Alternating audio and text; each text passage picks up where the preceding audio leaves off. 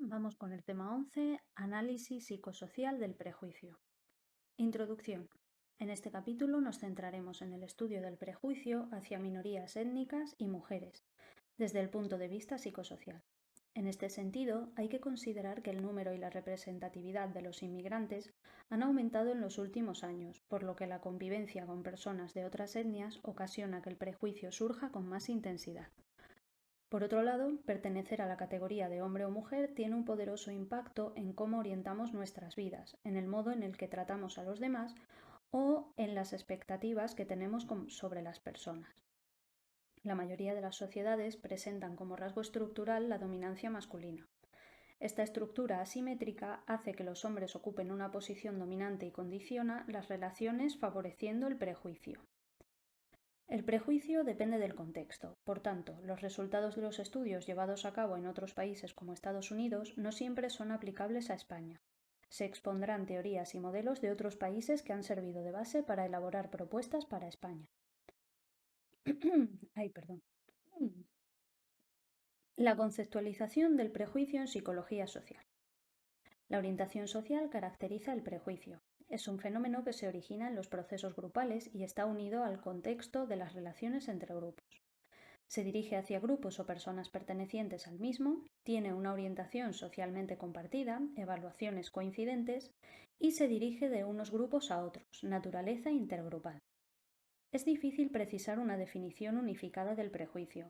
Gordon Allport escribió The Nature of Prejudice, no sé pronunciar, en 1954 y definió el prejuicio como antipatía u hostilidad basada en una generalización defectuosa e inflexible. Amor, en 1970, lo definió como una actitud negativa hacia un grupo definido socialmente y hacia cualquier persona percibida como miembro de ese grupo. Este autor extrajo 4 puntos básicos. Es un fenómeno intergrupal, tiene orientación negativa, es injusto y sobregeneralizado, es malo, y es una actitud. Algunos autores critican la visión restrictiva y parcial que no permite explicar ni entender adecuadamente su complejidad. Hegel y Dickmann, en 2005, conciben el prejuicio como una actitud hacia un grupo social o sus miembros, entendiendo en un contexto social determinado. Estas autoras señalan que el mejor modo de entender la naturaleza del prejuicio es tomar en consideración la estructura del ambiente social, posición socioestructural de los grupos y la estructura psicológica del perceptor, creencias y sentimientos. Para estas autoras, el prejuicio puede producirse cuando los perceptores mantienen un estereotipo y este es inconsistente con los atributos que se consideran necesarios para tener éxito en ciertos roles. Según Hegel y Dickmann, 2005, el prejuicio consiste básicamente en una devaluación de los miembros de un grupo, por parte de miembros de otros grupos. Es actitudinal y manifiesta creencias, emociones y conductas. La devaluación no produce necesariamente una actitud negativa hacia todo el grupo, ni el contexto general hacia el grupo objeto de prejuicio es necesariamente negativo. Para estas autoras, la condición clave que elicita el prejuicio es el acceso de miembros de un grupo a roles en los que su estereotipo no encaja. Incluso los individuos que poseen las cualidades demandadas para esos roles se perciben como carentes de ellas. Desde esta perspectiva, los miembros de grupo dominantes también pueden ser víctimas de prejuicio. Si un número sustancial de miembros de un grupo aspiran a ocupar roles incongruentes con el estereotipo, entonces se puede convertir en un problema social. Existen perspectivas alternativas en las que el prejuicio no está caracterizado por la existencia de actitudes negativas.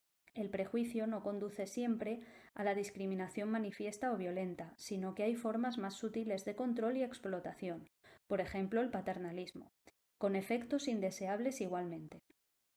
Existen grupos que experimentan discriminación y no son objeto de actitudes negativas generalizadas, sino que coexisten con actitudes positivas. La investigación ha demostrado que los prejuicios no son inflexibles, ya que dependen del contexto y son sensibles a los cambios.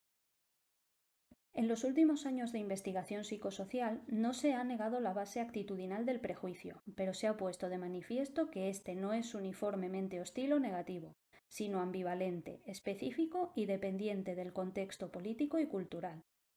Por todo ello, se comprende que no existe una única teoría psicosocial que pueda ofrecernos una explicación completa del prejuicio.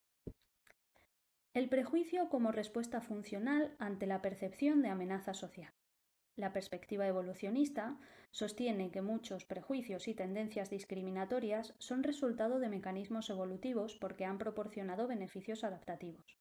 Protegen de amenazas contra la salud, amenazas contra la integridad física, amenazas contra los recursos y amenazas contra las estructuras y procesos que favorecen el buen funcionamiento del grupo. Así se producen conductas concretas diseñadas para mitigar el impacto potencial de esa amenaza. La relación entre una clave y una amenaza es de carácter heurístico, porque se basa en meras probabilidades. Su función es facilitar la reacción rápida, lo que puede dar lugar a errores. Nacemos con sensibilidad a claves que implican amenaza, pero no ante señales concretas, aunque seamos sensibles a algunas, ya que se da en todas las culturas y en otras especies, como por ejemplo las amenazas contra la integridad física o la salud. Esta capacidad innata nos hace aprender rápidamente las características que predicen potenciales amenazas. Probablemente haya evolucionado un aparato psicológico sensible a las amenazas de otros grupos, el exogrupo. Cottrell y Neuberg defienden el enfoque del prejuicio como respuesta funcional ante la percepción de amenaza. En sus estudios analizaron las percepciones de amenaza, los prejuicios, las reacciones emocionales y las inclinaciones conductuales. Lo realizaron con estudiantes estadounidenses de origen europeo hacia grupos étnicos, nacionales, religiosos, ideológicos o de orientación sexual. Encontraron que diferentes grupos evocaban percepciones de amenaza distintas, asociados a patrones emocionales y tendencias conductuales diferentes. Por ejemplo, los afroamericanos o mexicanos evocaban en los blancos percepciones de amenaza contra la integridad física, que inclina a la protección y vigilancia policial. Pero los fundamentalistas cristianos y las feministas activistas se percibían como amenaza contra los valores y las libertades, evocando perfiles emocionales altos de aversión moral e ira, con intención de conducta de protección hacia los valores y la libertad, así como de evitación de que los hijos se educaran entre esos grupos, colegios o libros. Esto demuestra la especificidad emocional del prejuicio y pone de manifiesto que no es la naturaleza de los grupos, sino la amenaza que se percibe de ellos lo que causa las reacciones. El tipo de grupo apenas predice la respuesta emocional, pero el carácter de la amenaza sí tiene poder predictivo. Esto explica que los prejuicios cambien con el tiempo y hasta desaparezcan. Enfoques predominantes en el estudio psicosocial del prejuicio. Las líneas de investigación en el estudio psicosocial del prejuicio han sido la individual e interpersonal y la grupal e intergrupal, pero no existe una única teoría psicosocial que pueda ofrecernos una explicación completa. Adorno, Frenkel, Brunswick, Levinson y Sanford, en 1950, desarrollaron la teoría de la personalidad autoritaria. Tras la Segunda Guerra Mundial y debido a los regímenes fascistas de Hitler y Mussolini, estos autores trataron de explicar lo sucedido asumiendo un tipo de personalidad que veneraba a la autoridad y no tenía capacidad crítica, personalidad que se vinculaba a la ideología fascista. Postulaban que los niños que habían sido objeto de educación severa experimentaban sentimientos hostiles y agresividad hacia sus padres, de manera que la desplazaban hacia personas que consideraban débiles o inferiores. Esas condiciones familiares crean una personalidad caracterizada por excesiva deferencia o admiración hacia la autoridad, rigidez de pensamiento y hostilidad hacia grupos minoritarios o de menor estatus que son convertidos en chivos expiatorios. Roqueach, 1956, en su teoría del dogmatismo, puntualiza que la intolerancia y la rigidez no son exclusivas de la política de extrema derecha, sino de cualquier ideología extrema. Las críticas hacia ambas teorías anteriores se centran en que no conceden suficiente importancia a los factores situacionales. Las numerosas variables del contexto determinan el prejuicio en mayor medida que los factores de personalidad. Los enfoques más utilizados en el análisis del prejuicio han sido los que lo tratan desde una actitud negativa y un conflicto intergrupal. Las mismas teorías empleadas para explicar relaciones intergrupales se han aplicado en la explicación del prejuicio, como la teoría del conflicto realista, la teoría de la identidad social y la teoría de la categorización del yo. La perspectiva que concibe el prejuicio como actitud lo aborda desde un punto de vista de las cogniciones, emociones y conducta. Por ello, es común emplearlo en psicología social, ya que permite aplicar el amplio bagaje teórico y empírico acumulado sobre el estudio de las actitudes.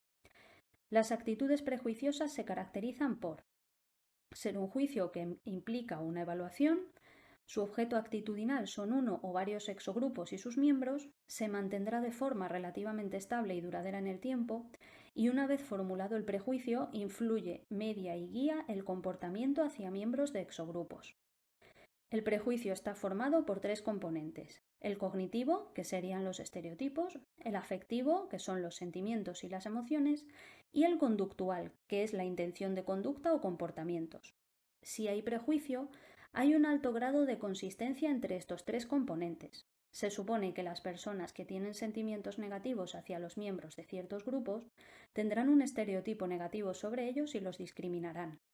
Pero no ocurre en todas las situaciones, ya que podemos mantener estereotipos negativos y no experimentar emociones negativas hacia los miembros de ese grupo, o podemos sentir emociones negativas hacia grupos sin mostrar conducta discriminatoria. La relación entre los componentes afectivo y cognitivo de la actitud prejuiciosa hacia gitanos e inmigrantes africanos. Navas y Cuadrado, en 2003, realizaron un estudio para conocer las actitudes de ciudadanos de Almería hacia los colectivos gitanos, inmigrantes magrebíes y subsaharianos. Los resultados apoyaron la existencia de los componentes afectivo y cognitivo. Las personas que experimentaban emociones positivas hacia un grupo también le asignaban rasgos positivos y a la inversa. Los datos revelaron que el prejuicio cambia en función del objeto actitudinal. Los participantes diferenciaban claramente los tres exogrupos y manifestaban sentimientos y estereotipos diferentes, lo que demuestra la especificidad de la actitud prejuiciosa y la necesidad de tener en cuenta las variables contextuales. La investigación ha demostrado que el componente más importante para predecir la discriminación es el afectivo. Evolución y tendencias en el estudio psicosocial del prejuicio racial. Tres corrientes. Segundo vídeo, en 2001, la naturaleza y expresión del prejuicio y el racismo dependen de diversos procesos dinámicos. El autor examina cómo los desarrollos sociohistóricos han influido en el análisis del prejuicio, que es sensible a las normas del contexto social, a las motivaciones y metas del perceptor, a las acciones de la persona, a la naturaleza individual y a factores históricos, políticos y económicos, así como la orientación desde la que se contempla. Duckett, 1992, hace un análisis histórico de 1920 a 1990. Dovidio lo extiende una década más y propone que es posible identificar tres corrientes en el análisis del prejuicio racial. La primera corriente resume la investigación entre 1920 y 1950.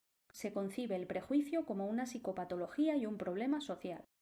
Los estudios se centran en medir y describir el problema comprendiendo su origen. Se hacen test de personalidad y actitudes.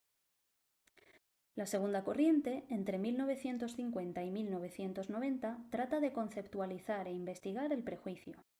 Asume que éste se basa en procesos normales y se pretende conocer cómo estos procesos, asociados con la socialización, subyacen al prejuicio y ayudan a su transmisión. Surgen dos aproximaciones en los años 70.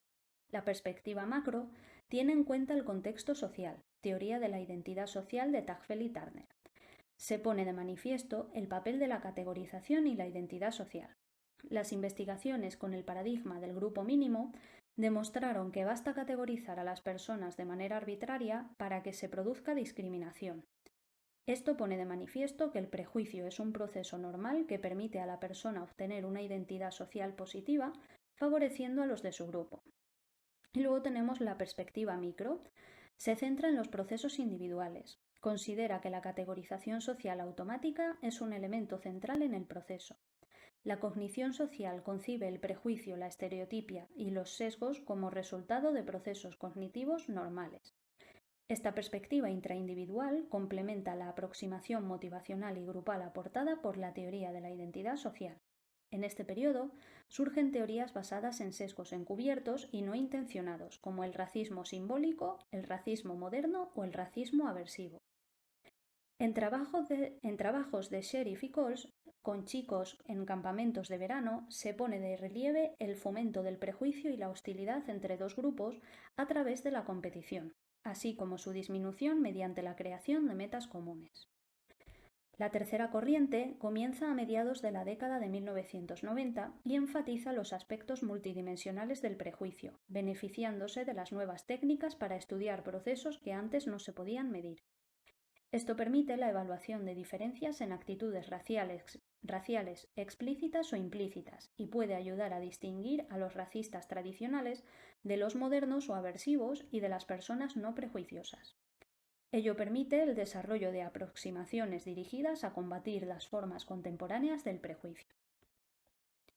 La corriente actual de investigación considera que los procesos interpersonales e intergrupales en mayor medida de lo que se había hecho hasta el momento. Ahora se comprenden mejor las consecuencias de la estigmatización como más dinámicas y complejas, y se investiga ampliamente cómo los grupos objeto de prejuicio afrontan la estigmatización y se adaptan a ella.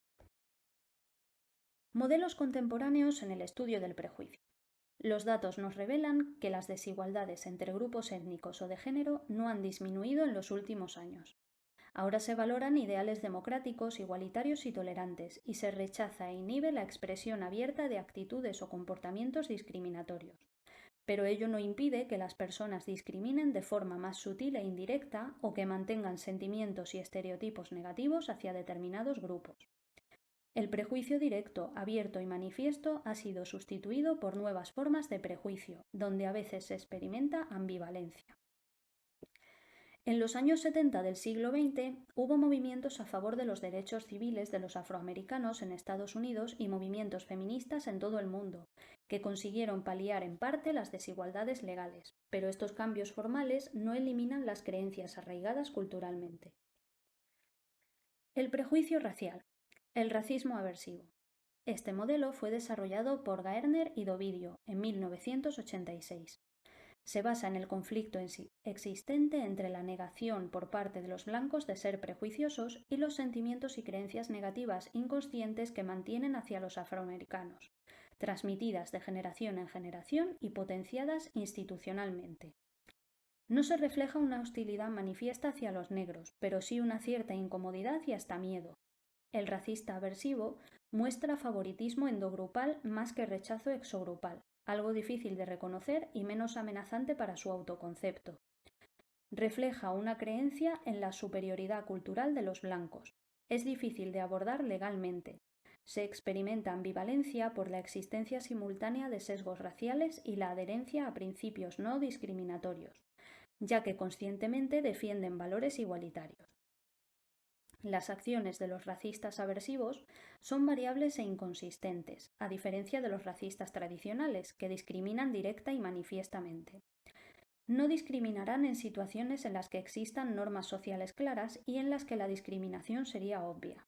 Los sentimientos negativos los expresan de manera indirecta y racional, cuando puedan justificarlo basándose en factores diferentes a los raciales. Las características de un racista aversivo son: defienden un tratamiento igualitario. Conscientemente intentarán no discriminar. Inconscientemente experimentan incomodidad hacia los negros o grupos minoritarios y ansiedad ante su presencia. Se adhieren estrictamente a códigos de conducta establecidos en las situaciones interraciales. Los racistas aversivos aparecen como personas no prejuiciosas en las medidas de autoinforme. La mayoría de los estadounidenses blancos establecen asociaciones inconscientes negativas con los afroamericanos. Aunque este tipo de racismo pueda no ser intencionado, las consecuencias pueden ser tan dramáticas como las del racismo tradicional, porque se amenaza el bienestar de los grupos minoritarios y se les restringen oportunidades. Desde el racismo moderno también se defiende la existencia de un conflicto entre la negación de prejuicio personal y los sentimientos y creencias negativas inconscientes, pero es característico de personas que mantienen actitudes políticas conservadoras. El perfil del racista aversivo se corresponde con una persona progresista que mantiene abiertamente creencias no prejuiciosas, con buenas intenciones hacia las minorías, pero que inconscientemente expresa sentimientos negativos de una manera indirecta y justificable. Los racistas modernos no empatizan con las minorías, consideran directamente que la discriminación no existe en la actualidad y creen que los gobiernos favorecen a los grupos minoritarios. Tanto los conservadores como los liberales discriminan, pero de forma diferente. El racista aversivo emite mensajes mixtos en los contactos interraciales, que pueden ser percibidos por las personas pertenecientes al grupo objeto de prejuicio. Dovidio y Gardner, 2004, sugieren estrategias para combatirlo. A nivel individual, los estudios ponen de manifiesto que hacer que las personas sean conscientes de su prejuicio es muy eficaz para reducirlo en quienes defienden principios igualitarios y poseen sesgos implícitos. A nivel grupal, los autores defienden adoptar la estrategia de la recategorización, que consiste en inducir a miembros de grupos diferentes a imaginar que forman parte de un grupo único y no de grupos separados. Muchos de los principios del racismo aversivo son aplicables a las respuestas de los grupos mayoritarios sobre los minoritarios en contextos en los que se valoran los ideales igualitarios y se censura la discriminación. Racismo moderno. McConaughey, en 1986, se basa en la percepción de los valores de la ética protestante que los racistas modernos ven en peligro, no por experiencias personales o por amenaza a los intereses personales, sino por la percepción de que los afroamericanos están amenazando los valores estadounidenses basados en la meritocracia. Este racismo se caracteriza por defensa de los valores tradicionales de la ética protestante, libertad individual, de oportunidades, esfuerzo, autodisciplina. La creencia de que los afroamericanos y grupos minoritarios no respetan esos valores y se aprovechan de la discriminación positiva, de manera que amenazan los valores tradicionales estadounidenses basados en la meritocracia, y la existencia de un afecto negativo difuso hacia los miembros de los grupos minoritarios, consecuencia de muchos años de racismo institucional. Los racistas modernos se caracterizan por no considerarse racistas, ya que sus creencias son hechos objetivos, identificar el racismo con las características del prejuicio tradicional, inferioridad de los grupos minoritarios y apoyo a la segregación, considerar que en la actualidad no existe discriminación hacia los grupos minoritarios que tienen igualdad de oportunidades, y creer que las demandas de estos grupos son excesivas y que se les da más de lo que merecen. Los racistas modernos comparten con los racistas antiguos sentimientos negativos, pero no asumen estereotipos negativos ni están de acuerdo con el segregacionismo. Otorgan importancia a la transgresión de valores anglosajones. McConaughey, Hardy y Batts, en 1981, desarrollaron una escala, un instrumento que supuestamente genera menos reacción que los tradicionales para medir prejuicio. Algunos ítems son: en los últimos años, los afroamericanos han conseguido más de lo que merecen. Últimamente, el gobierno y los medios muestran demasiado respeto y consideración por los afroamericanos. Los afroamericanos se están volviendo demasiado exigentes en su lucha por la igualdad de derechos. Estudios sobre racismo aversivo en los contactos interraciales. Dovidio, Kawakami y Gardner, 2002, midieron las respuestas conscientes de participantes blancos, en autoinforme, y las inconscientes con técnicas de medición de actitudes implícitas. Los experimentadores creaban una situación donde un negro y un blanco conversaban. Los evaluadores codificaban las respuestas verbales y no verbales. Otro grupo evaluaba las impresiones generales. Se encontró que las actitudes conscientes de los blancos eran no prejuiciosas y coincidían con las conductas controlables, pero sus actitudes inconscientes raciales predecían el prejuicio. Conductas no verbales incontrolables que coincidían con las percepciones del compañero negro. Los blancos indicaban que la interacción había sido satisfactoria y los negros decían estar insatisfechos e incómodos con la conducta del compañero blanco. Los mensajes mixtos que transmiten los racistas aversivos fomentarían una mala comunicación en los contactos interraciales. Investigación sobre racismo aversivo en España. Spelt, Jabaloy y Cornejo, en 2006, tomaron 375 participantes para formar parte de un jurado virtual que debía juzgar a un presunto culpable de asesinato. Había un miembro real del jurado, sujeto experimental, y el resto eran simulados. Se manipuló la etnia del acusado, las pruebas y la composición veredicto del jurado. Los resultados pusieron de manifiesto los supuestos del racismo aversivo.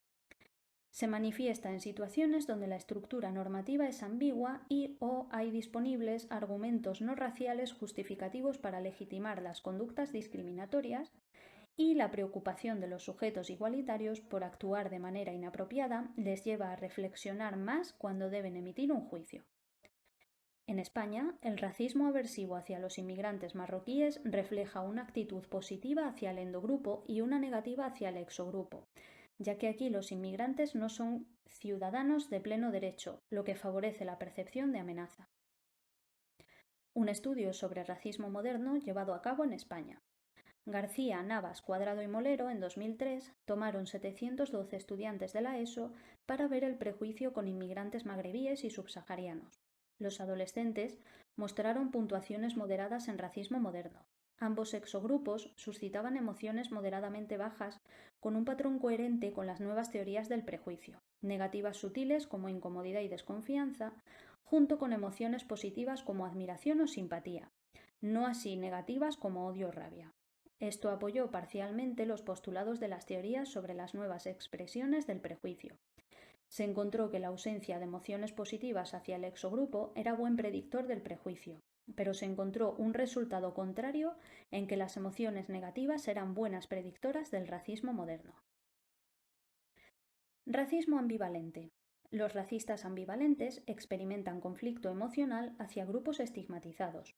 Por un lado son igualitaristas, los americanos simpatizan con los negros, y por otro lado son individualistas, ética protestante donde cada uno es responsable de su propio destino. Esto favorece el que se hagan atribuciones internas de la situación desfavorable en la que se encuentran los afroamericanos, buscando una explicación por sus características personales. La ambivalencia supone una amenaza a la autoestima. El racismo ambivalente se diferencia del aversivo porque el racista aversivo mantiene fuera de su consciencia los sentimientos ambivalentes. Katz y Coles sugieren que se produce una amplificación, exageración, de las respuestas del racista ambivalente hacia los grupos desfavorecidos, lo que provoca inestabilidad conductual. Si el miembro del exogrupo, el grupo minoritario, muestra comportamientos positivos, por ejemplo alto rendimiento, el racista ambivalente negará los sentimientos negativos y dará una respuesta positiva magnificada. Si el miembro del exogrupo muestra, sobre todo, comportamientos negativos, el racista ambivalente dará una respuesta extrema de discriminación. Cabe destacar que el sexismo también está marcado por una ambivalencia similar.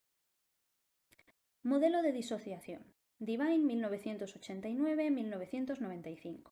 Según esta autora, es necesario plantear una distinción entre los estereotipos culturales y las creencias de la persona. En este modelo, los estereotipos se definen como el conocimiento sobre los atributos estereotípicamente asociados a un grupo particular, que están fuertemente arraigados desde nuestra temprana socialización. Por ello, se activan automáticamente sin requerir un control consciente. Las creencias personales se desarrollan más tardíamente y por ello son estructuras menos accesibles automáticamente, ya que se han usado con menor frecuencia y requieren de un procesamiento controlado y motivado. Por defecto, la respuesta, incluso en personas no prejuiciosas, está basada en el estereotipo cultural, pero esta respuesta puede ser inhibida si se dispone de capacidad cognitiva, tiempo, creencias personales no prejuiciosas y motivación. Por ello, las personas no prejuiciosas experimentan un conflicto, disociación entre sus respuestas automáticas, prejuicio, y sus creencias personales, ya que ambas dan lugar a evaluaciones diferentes. Devine mantiene que el objetivo de las personas no prejuiciosas consiste en aprender el modo de inhibir las respuestas automáticas y reemplazarlas por otras que se basen en sus creencias personales. Modelo del prejuicio sutil y manifiesto. Este modelo se ha desarrollado en Europa. Tiene una larga historia de colonización. Europa nunca ha experimentado movimientos por los derechos civiles de minorías étnicas, pero ha sufrido las consecuencias de las dos guerras mundiales y es heterogénea, sin identidad común. Las relaciones interétnicas son diferentes de las de Norteamérica. Mertens y Pettigrew distinguen entre prejuicio manifiesto. Es un prejuicio tradicional donde se rechaza abiertamente al exogrupo y se percibe amenaza a los recursos del endogrupo. Se rechazan las relaciones cercanas con el exogrupo. Algunos ítems para medirlo son: los inmigrantes no deberían meterse donde no se les quiere, o los inmigrantes nos quitan puestos de trabajo. Prejuicio sutil. Se basa en la defensa de valores tradicionales, junto con la percepción de que el exogrupo no los respeta y recibe favores inmerecidos. Los valores tradicionales están ligados al éxito a través del esfuerzo. Se tiene una percepción exagerada de las diferencias culturales, con lo que se justifica la inferioridad social del exogrupo y se percibe inferioridad cultural. El racista sutil evita expresar emociones abiertamente hostiles, pero no experimenta emociones positivas hacia el exogrupo. Mertens y Pettigrew distinguen entre personas con alta puntuación en prejuicio manifiesto y sutil, que son fanáticos, alta puntuación en la escala sutil y baja en la manifiesta, son sutiles, baja puntuación en ambas escalas, igualitarios, o alta en manifiesta y baja en sutil, tipo o error, son personas con un perfil inconsistente. Los resultados revelan la existencia de diferencias entre los tres tipos de sujetos de la tipología, fanáticos sutiles o igualitarios, en numerosas variables psicosociales. Esta distinción se ha tenido en cuenta en España para el estudio de la homofobia. Aquí viene un cuadrito que serían los aspectos distintivos de los diferentes modelos de prejuicio contemporáneo. Por ejemplo, el racismo aversivo pues serían sesgos raciales y adherencia a principios discriminatorios. La reacción emocional ante este exogrupo sería la incomodidad, la inseguridad y el miedo. Y la discriminación, que sería el componente conductual, pues sería favoritismo endogrupal y rechazo exogrupal, y se da cuando la estructura normativa es ambigua y se encuentran argumentos no raciales que justifican las conductas. En el racismo moderno, pues se explicaría el prejuicio con la percepción de amenaza a los valores, la reacción emocional sería el afecto negativo difuso y la discriminación sería porque consideran que actualmente no existe discriminación hacia exogrupos, sino que sus demandas son excesivas y se les da más de lo que merecen. El racismo ambivalente son sesgos raciales y adherencia a principios discriminatorios, la reacción emocional es la ambivalencia, y la discriminación pues serían respuestas positivas o negativas extremas. En el modelo de disociación, pues la explicación es el conflicto entre las respuestas basadas en el estereotipo y las basadas en las creencias personales, y la discriminación se produce en personas no prejuiciosas si no inhiben las respuestas automáticas basadas en el estereotipo y las reemplazan por creencias personales. Y por último, el prejuicio sutil, que es la percepción de amenaza a los valores, no hay sentimientos hostiles ni emociones positivas, y la discriminación es abierta por parte de los fanáticos, no existe en los igualitarios y los sutiles se sitúan en posiciones intermedias. El prejuicio sutil y manifiesto hacia inmigrantes magrebíes y subsaharianos en España. Molero, Cuadrado y Navas, 2003, aplicaron las escalas de Pettigrew y Mertens, entre otras, a 105 personas, que debían evaluar a inmigrantes magrebíes y subsaharianos. En los resultados, los participantes puntuaron más alto en prejuicio sutil. Hubo sobre todo fanáticos y sutiles, pero muy pocos igualitarios. Es destacable que una misma persona podía ser fanática hacia un exogrupo y sutil hacia el otro, por lo que el prejuicio varía en función del exogrupo. Los fanáticos experimentaban más emociones negativas, los igualitarios más positivas y los sutiles se posicionaban entre ambos. Los igualitarios estaban a favor de medidas liberales hacia la inmigración, después los sutiles y por último los fanáticos. La pauta se invirtió respecto a medidas más restrictivas y de expulsión. Un dato distintivo es que los sutiles presentaron puntuaciones más cercanas a los fanáticos que a los igualitarios, en algunas variables de estudio, lo que parece indicar que los sutiles se pueden convertir en fanáticos dependiendo de si la situación lo propicia, por lo que los resultados dependen del contexto. El prejuicio sexista. La Ley Orgánica de Medidas de Protección Integral contra la Violencia de Género entró en vigor en junio de 2005 como un intento de mejorar la situación, pero las estadísticas reflejan rotundamente la ineficacia de la ley por sí sola. El sexismo es el principal factor que subyace a la violencia de género. Es una actitud basada en una creencia sobre la supuesta inferioridad de las mujeres. Las intervenciones para combatirla deben contemplar ineludiblemente el sexismo y las creencias que lo sustentan como principales desencadenantes. Swim, Aiken, Hall y Hunter, 1995, distinguen entre viejo sexismo, concepto tradicional, y sexismo moderno, caracterizado por una oposición a las demandas feministas, basado en las creencias de que las mujeres ya no son objeto de discriminación y que las políticas aplicadas no son necesarias. Cabe destacar la concepción de neosexismo, Esto lo dijo Tugas, Brown, Beaton y Joly, que hace referencia al conflicto existente entre los valores igualitarios y los sentimientos negativos hacia las mujeres. Estos modelos abordan la naturaleza sutil pero obvian su marcado carácter ambivalente. Se ha intentado aplicar al sexismo un análisis similar al relacionado con las teorías contemporáneas sobre el prejuicio racial, pero la existencia de estereotipos más favorables sobre las mujeres confirma que las actitudes se han transformado en ambivalentes, teniendo en cuenta además la particularidad que presentan las relaciones entre hombres y mujeres.